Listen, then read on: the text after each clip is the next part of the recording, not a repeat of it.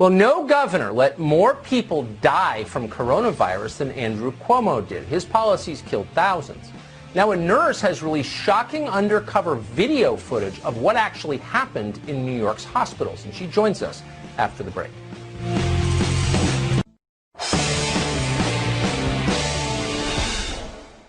Very few countries in the world lost more people to coronavirus than New York did, and no states lost more in the United States. How exactly did that happen? It's a question that needs a serious answer. Many people died. Finding out seems of no interest whatsoever to the press. They'd rather shame people for visiting the beach.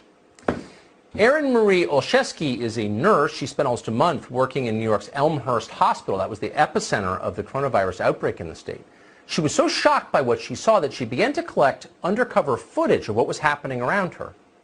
This patient is in with like a non-COVID. I don't understand why they're doing that. I know. There's 4 patients in a row here on COVID. And this is supposed to be the COVID. Yeah. Because 7th floor, they shut it down. That's right. I'm confused. And then they're going to have non-COVID there.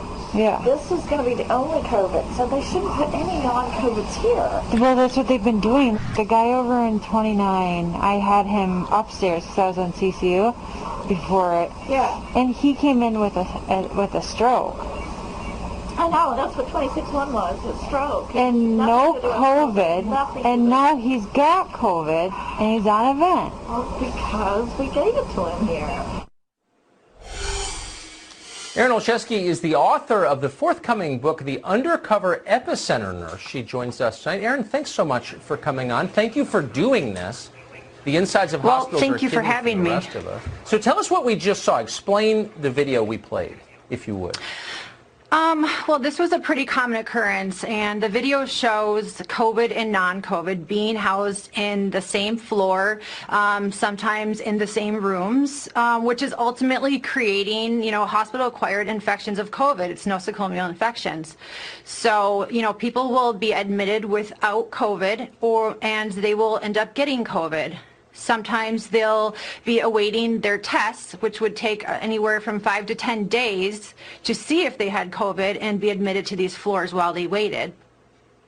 That is shocking, and I'm just so glad that you got video of it. I mean, this was happening at the same time. The rest of us weren't allowed to go outside for fears that we would spread the coronavirus to one another. How could this happen in a hospital where people have weakened immune systems?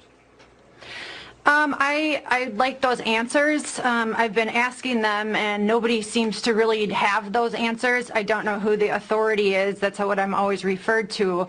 Part of this, I think, came from Governor Cuomo's executive order that he did on March 23rd, 2020, removing essentially all liability from all medical professionals, banning the hydroxychloroquine, not allowing family into these, hospitals in order to advocate for their patients. So there's a lot of different things that happened that really created this problem.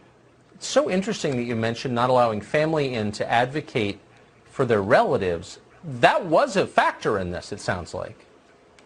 It's a huge factor, and that's what I'm having a really hard time with, because nurses, we're supposed to be reporting, anything that we see unethical. It's part of our job. And yes. Without family in the rooms, we are the patient's eyes, ears, and everything. We have to make sure that the patients are being treated properly.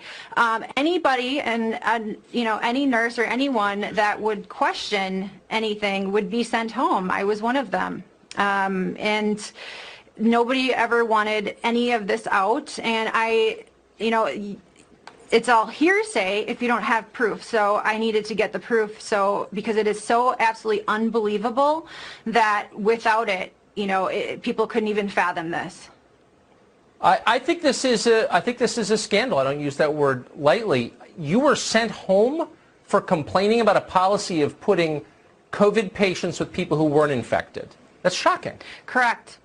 For asking questions, they would tell us that, be good, behave, don't ask any of these questions, or you're going to be sent home. And I have recording of that as well. I was there for just under a month, so a lot of this is all well documented. Yeah, it certainly is.